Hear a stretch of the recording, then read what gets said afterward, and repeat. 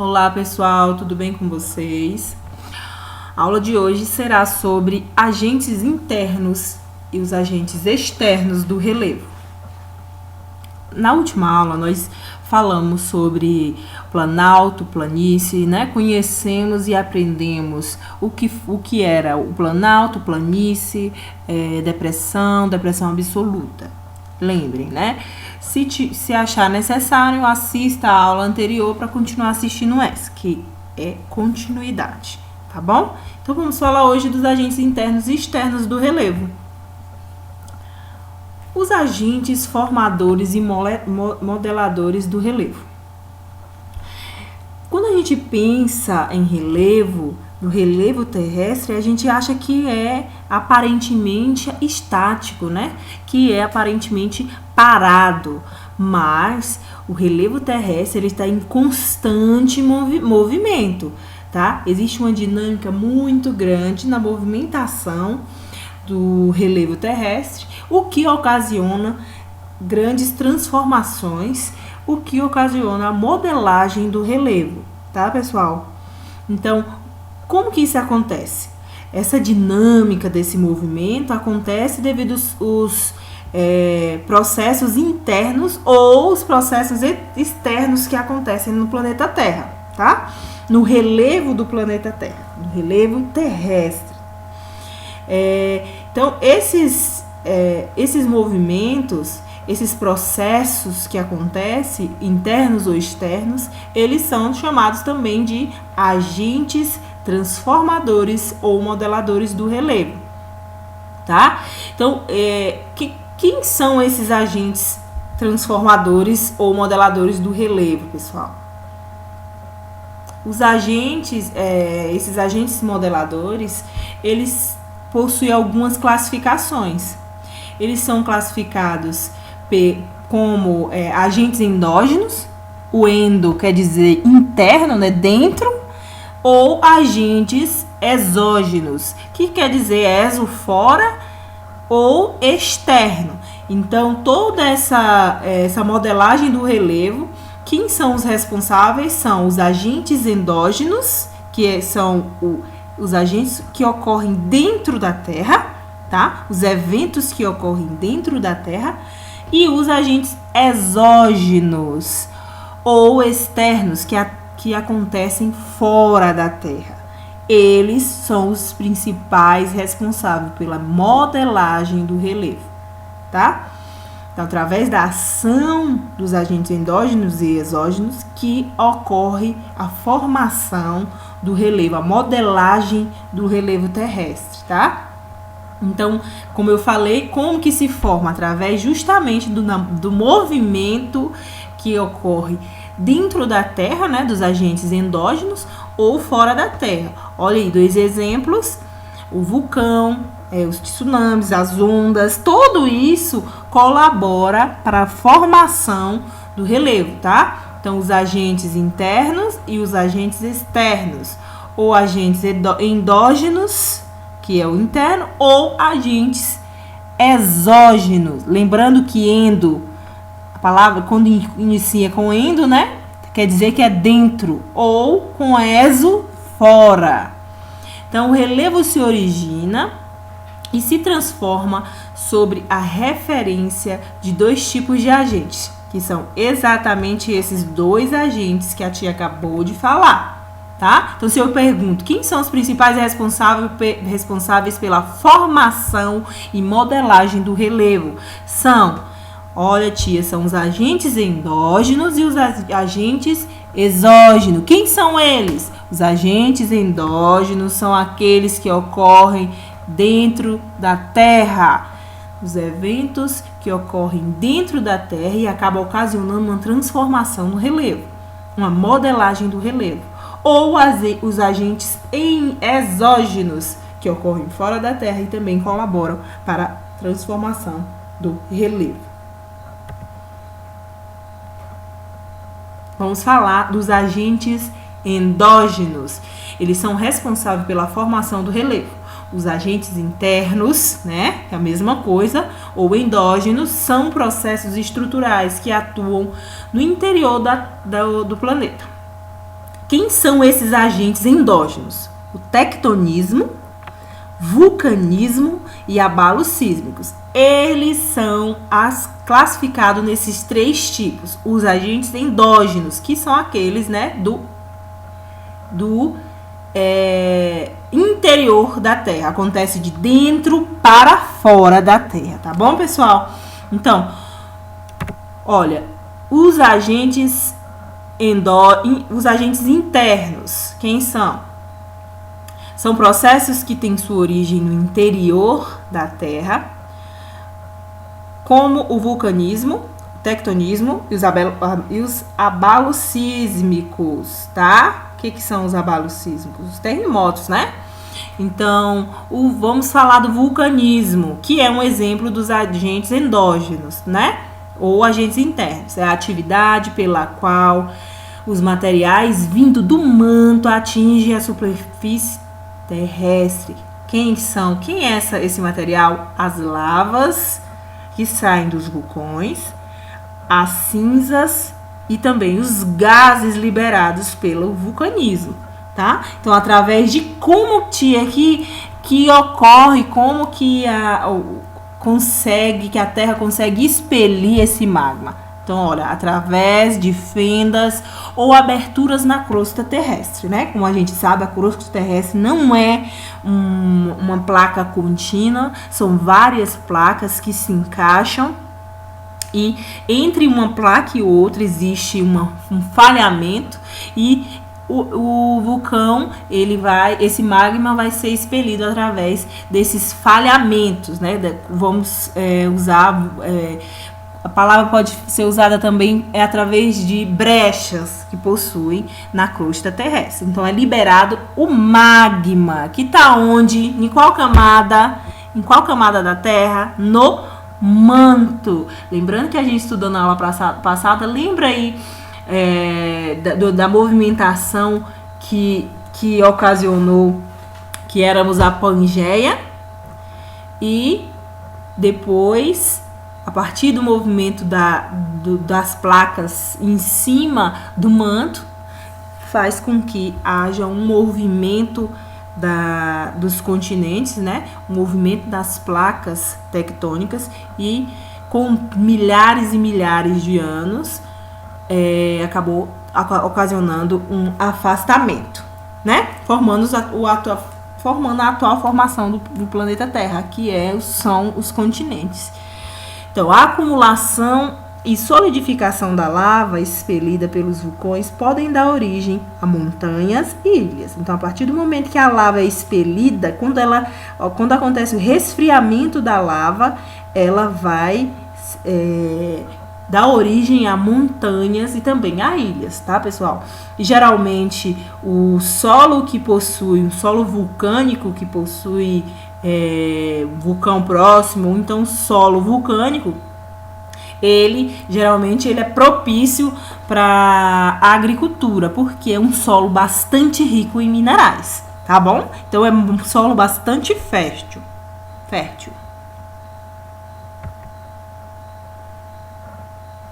Existe também, né, outro agente endógeno, é o tectonismo.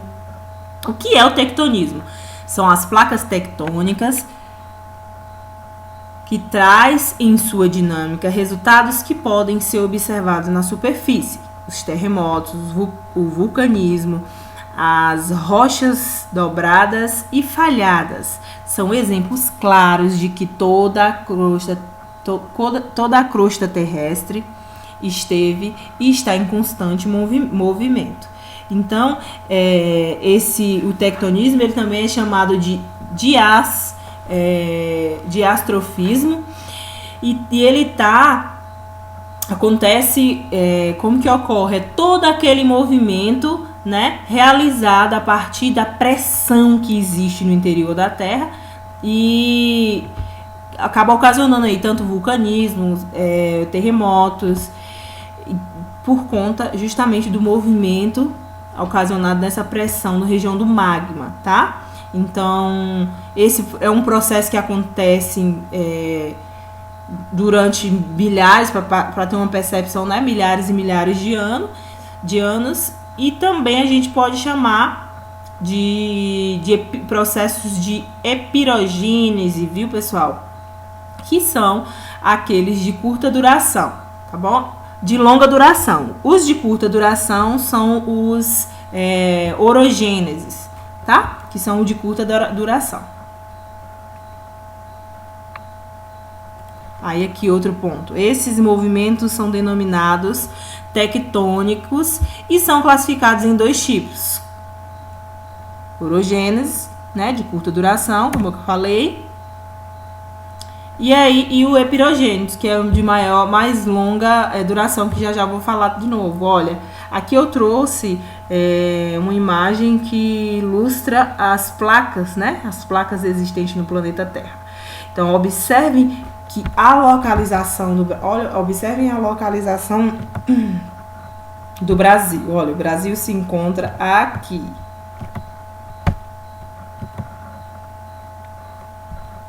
Olha, o Brasil se encontra aqui. Deixa eu conseguir com a canetinha aqui. Aqui, pessoal, ó. Aqui está a localização do Brasil. Olha onde está o falhamento, a junção das placas. Da placa sul-americana e da placa africana. Então, tá bem distante aí do território brasileiro. Então, o território brasileiro, ele está localizado justamente em cima de uma placa tectônica.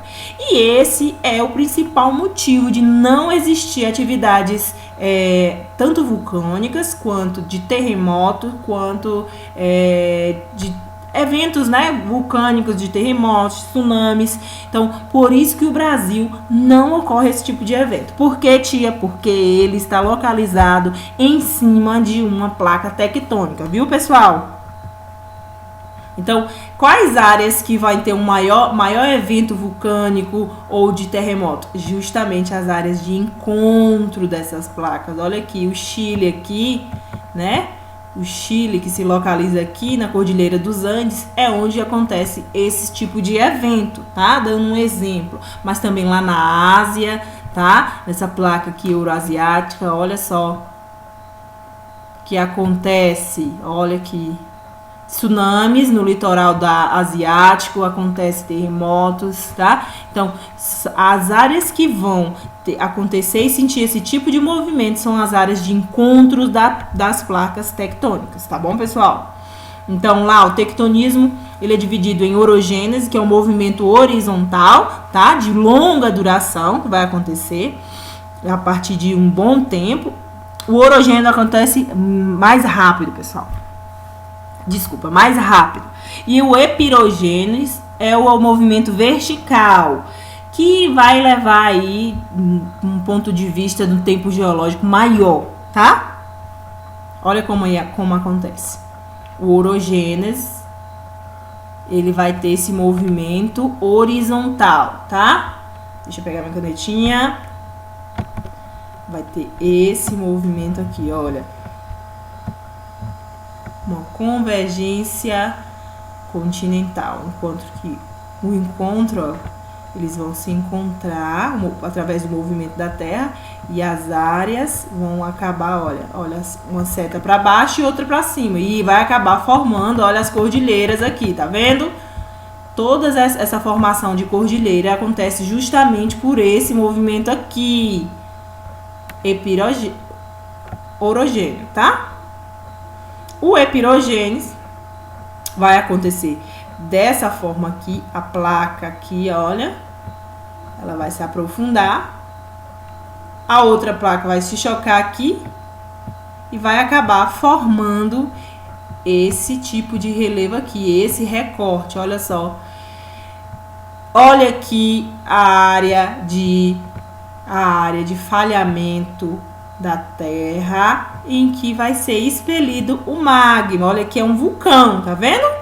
Então, justamente por conta do movimento das placas, placa A e placa B. Olha só como as setas estão indicando, tá?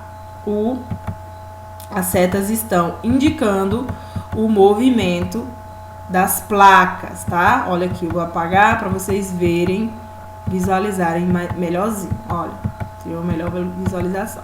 Toda a formação, prestem atenção, toda a formação do relevo ocorre através desse movimento, desse tipo de movimentação. Em que aqui eu posso também mostrar para vocês, que está bem explicadinho aqui, olha. E aqui são os 3 tipos de movimentação que ocorrem nas placas tectônicas. Dessa forma, em que elas adentram de baixo para cima, também parecido, mas com movimento diferente, e essa de um lado para outro, tá?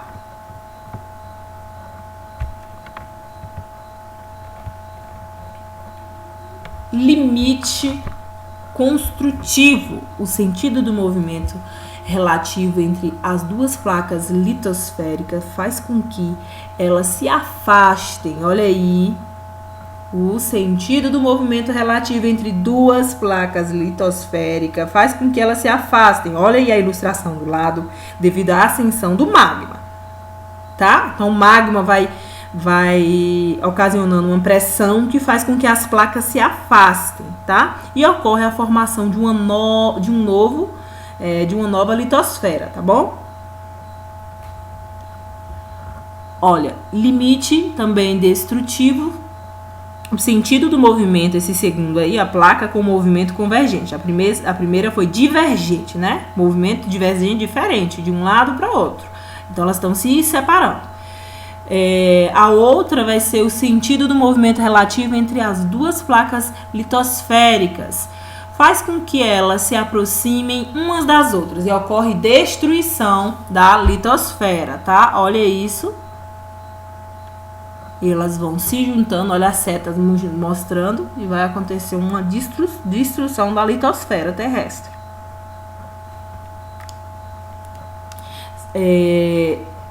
O sentido do movimento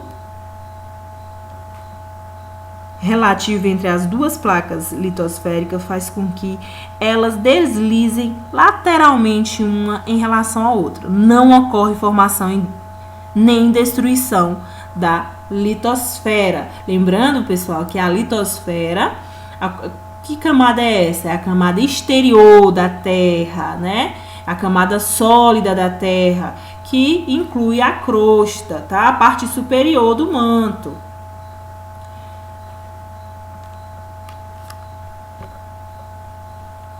Então, olha aí. Então, aqui não vai ocasionar formação, né? Nem destruição.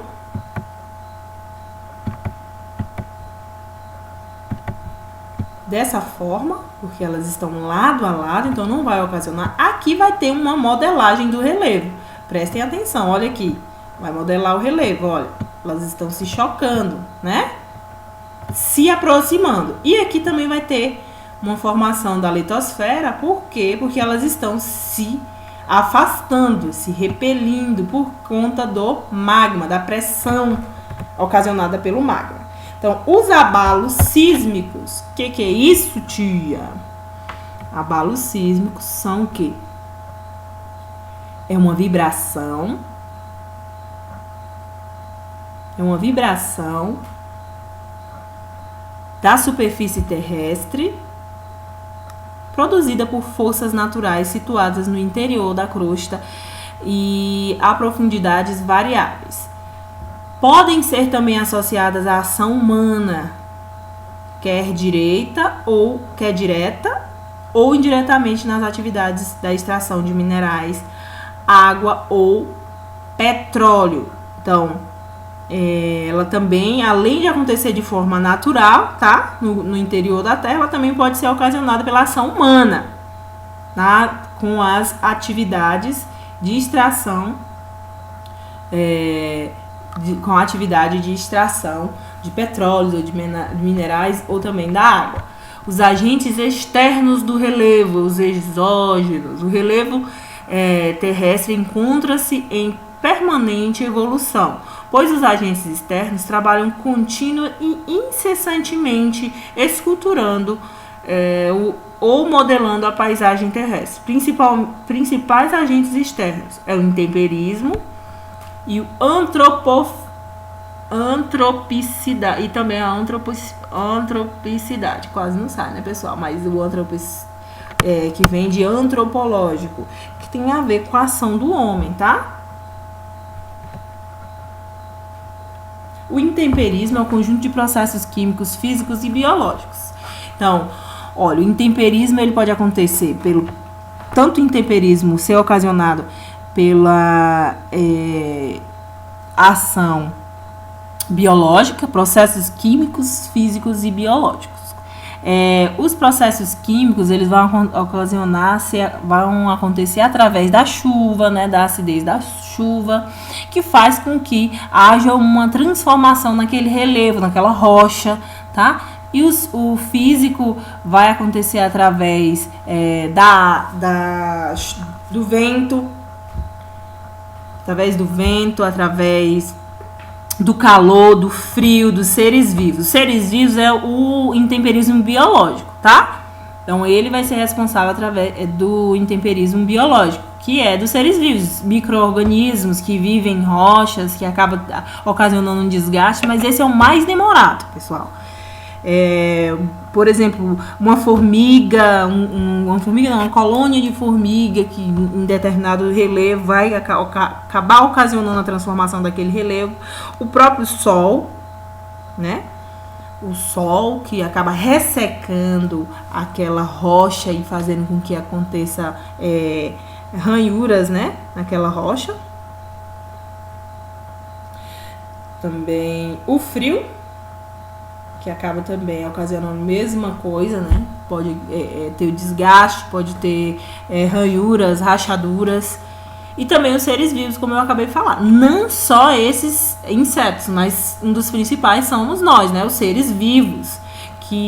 Então, todos esses são responsáveis pelo desgaste e decomposição das rochas. Podem ser físicas ou químicas, tá? O físico, ocorre a desidratação e a ruptura das rochas, inicialmente como fendas, progressivamente partículas de tamanhos menores, sem, no entanto, haver mudanças na composição química. Um exemplo de processos físicos de meteorização é o congelamento.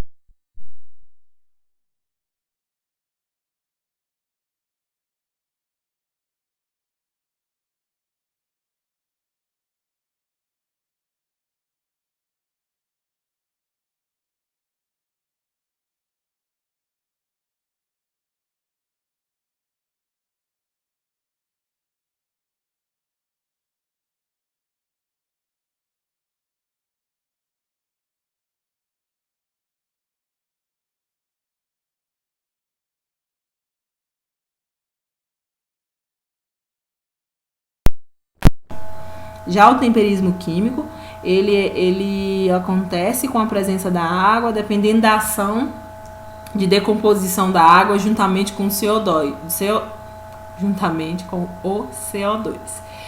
dissolvido e, em alguns casos, ácido orgânico formado pela decomposição de resíduos de vegetais. Exemplos de processo químico de intemperismo é a oxidação do solo ferroso, maresia, para quem conhece, né? A maresia ela tem um grande poder de desgaste, né? Nas áreas litorâneas. E aí acontece, olha aí, a composição das rochas, através dessa imagem aí, olha. A mesma rocha que com o tempo ela foi se decompondo, se transformando na rocha ao lado, tá? Acontece uma oxidação. Antropicidade consiste na atuação direta ou indireta do ser humano sobre o planeta. Então, quando fala antro, né, a gente já vai falar da ação do homem, que tem a ver com a ação do homem. E ele é um dos principais responsáveis por esse desgaste, por essa atuação na formação do relevo, através de quê? Principalmente através da degradação desses solos, né? Um dos principais responsáveis por esse impacto, acaba gerando um grande impacto ambiental. Olha, percebam aí na imagem. Legenda, argila, né? O tipo de solo que está mostrando aí, que é composto da argila de calcário, de mangá e também de arenito. Agentes modeladores. Olha só essa imagem aí. Mostra exatamente o que eu estou falando. Os agentes externos que fazem essa transformação do relevo. Quem faz surgir a modelagem da montanha é o agente interno, né? Então, essa montanha ela surge por conta da movimentação de algum evento que ocorreu dentro da Terra, no interior da Terra, principalmente na região do magma.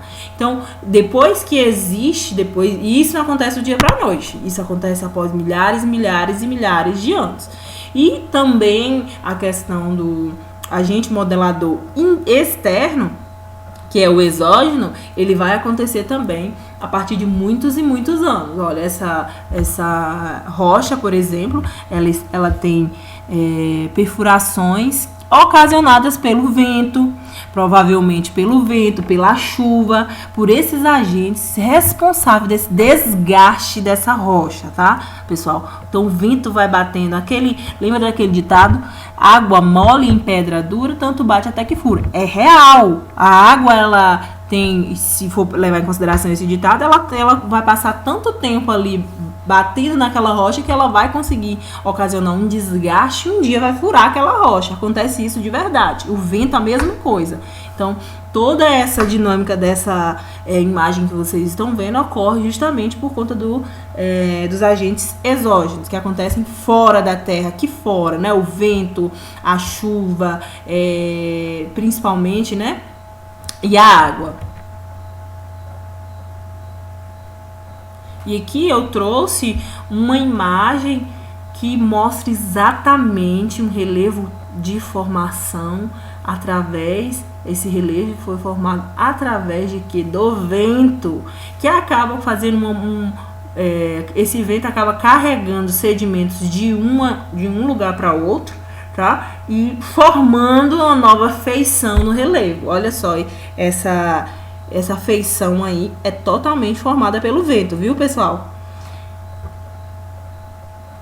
E existem várias outras que vocês podem acompanhar no capítulo do livro, tá? A partir da página 149, que vai mostrar aí algumas imagens do que acontece, tá? Do que acontece com a formação do relevo, tá bom, pessoal? Olha, qualquer dúvida podem entrar em contato comigo. Agora vocês vão ficar com a atividade da página 165 à página 168. Eu quero pedir desculpas que na correção eu até já mandei, mas eu preciso que vocês me enviem essa atividade. Não corrijam agora, para numa outra aula a gente corrigir, tá bom? E eu vou colocar a correção para vocês. E então façam essa atividade e me enviem para eu corrigir, para eu olhar a atividade de vocês, tá bom? Um beijo, até a próxima semana. A atividade é para ser entregue no dia 15, que é a próxima aula, na próxima segunda, tá? Então, não esqueçam essa questão aí que a gente acabou de estudar. O movimento, a Terra está em constante movimento, né? Principalmente por conta do magma, da parte do manto, que tem uma composição pastosa que faz com que as placas, flutuem em cima do manto, né, que é a parte magmática. E se o magma e ocorre uma grande pressão no interior da Terra, essa pressão faz com que ele seja expelido, e ele vai ser expelido através de brechas que ele encontrar, que geralmente são os próprios vulcões. Então, aquela formação do vulcão, ela vai acontecer de forma gradativa, de forma lenta, de milhares e milhares de anos, e a própria lava do vulcão se resfria e acaba ocasionando aquele tipo de formação, tá? Então, no Brasil, tia, por que não ocorrem eventos geológicos no Brasil? Porque o nosso território ele está justamente em cima da placa tectônica sul-americana, tá? Então, não ocorre eventos nem de terremotos, nem de furacões aqui no Brasil por conta disso. Aí dizem, tia, mas aqui no Brasil existe vulcão? Não existe vulcão. existem vulcões extintos, ou seja, não existe mais, né? Já existiu há milhões e milhões de anos atrás, existiam vulcões aqui no Brasil, mas hoje não existe mais vulcões no Brasil. Então, nós temos vulcões extintos. Nosso território não acontece maremotos, também não acontece terremotos e nem furacões, e possuímos apenas vulcões extintos. Se é extinto, ele não existe mais, né? E qualquer dúvida me chama no privado e eu aguardo a atividade de vocês. Um beijinho e até semana que vem.